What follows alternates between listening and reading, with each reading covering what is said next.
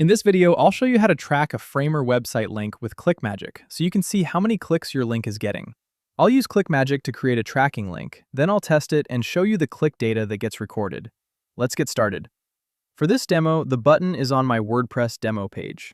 The destination is a Framer startup landing page. So the WordPress page is where I control the button, and the Framer page is where visitors land after they click.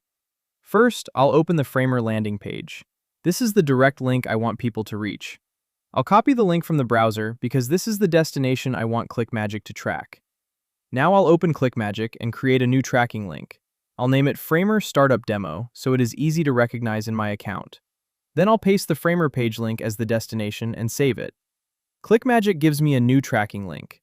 I'll copy that link and go back to the WordPress editor. Now I'll select the Framer button and replace the old direct link with the ClickMagick tracking link. The button still looks the same on the page. Visitors still click one button and go to the same Framer landing page. The difference is that the click is now counted before the visitor reaches Framer. Next, I'll update the WordPress page and open the live version. I'll click the Framer button once to create a test click.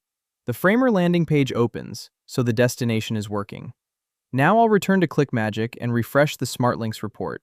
Here I can see how many clicks this link gets.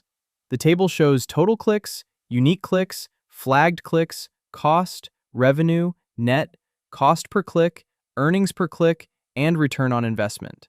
If I open the click details, I can also see the clicks per day chart, link view, referrer, sub-ID 1, whether the click was unique, the IP address, country flag, and timestamp. I hope this helped. Try ClickMagick for yourself using the link below. You'll get a 14-day free trial.